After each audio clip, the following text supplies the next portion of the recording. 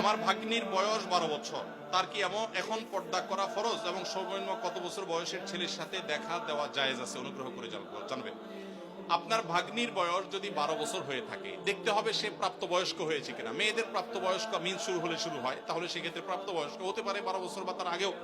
যদি সেটা না হয়, তাহলে সেক্ষেত্রে মাসিকের যে আলামত আছে সেগুলো যদি প্রকাশ না পায়, ছেলেদের আপনার স্বপ্নদোষ হওয়া বা আরো যে সমস্ত গোপ দাড়ি উঠা, এগুলো যদি দেখা না যায়, তাহলে সেক্ষেত্রে যদি 12 বছরের মেয়ে প্রাপ্তবয়স্ক মেয়েদের মতো গ্রোথ হয়ে যায়, নজরে পড়ার মতো হয়, তাহলে তাদের তখন থেকে পর্দা করা উচিত। দেখেন, ইসলাম মেয়েদেরকে পর্দা করতে কেন বলেছে বলেন তো?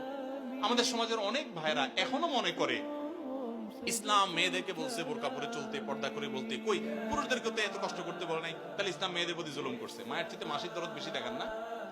ইসলাম মেয়েদেরকে আপনাদের মতো লোভী পুরুষদের কুদৃষ্টি থেকে, বাজে নজর থেকে বাঁচাবার জন্য পর্দা করতে বলেছে। এই পর্দা নারীর প্রগতির পথে অন্তরায় নয়। গত কয়েক বছর আগে সারা দেশের মেডিকেল ভর্তি পরীক্ষায় প্রথম স্থান অধিকারকারিণী এক বোন আমার আগাগোড়া পর্দা করে পরীক্ষা দিয়ে গোটা দেশের ছেলে মেয়ে সবাইকে পিছনে ফেলে 1 নম্বর হয়েছে। তাহলে পর্দা কি মানুষের উন্নতির পথে অন্তরায় হয়? আমার অবাক লাগে পৃথিবীর সে সমস্ত মানুষদেরকে দেখলে, যে সমস্ত মানুষগুলোকে দেখি যে তারা নারীদেরকে স্বাধীনতার নাম দিয়ে নারীদেরকে হাফ প্যান্ট পরাই দিচ্ছে। এসির মধ্যে কোন হল রুমে ঠান্ডা, পুরুষগুলা সবগুলা একেবারে ফুল প্যান্ট পরে, আপনার জ্যাকেট পরে সে নিজেকে সেভ করে ফেলছে। আর ওই বেচারি মেয়েকে বুঝাইছে, তোমার আধুনিকতা হলো তুমি হাফ প্যান্ট পরো, উপর দিকেও শর্ট, নিচের দিকেও শর্ট থাকুক। আমার কথা হলো, এই শীত বেচারিদের আছে না নাই?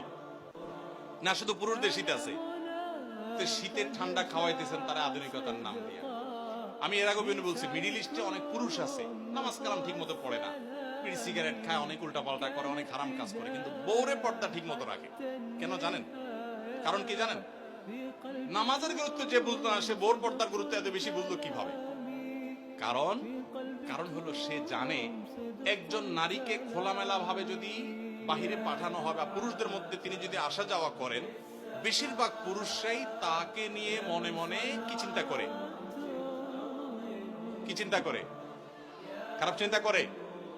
আপনাদের মনে এরকম কোন খারাপ কিছু চোখে পড়লে মনে খারাপ চিন্তা আসে না? আসে।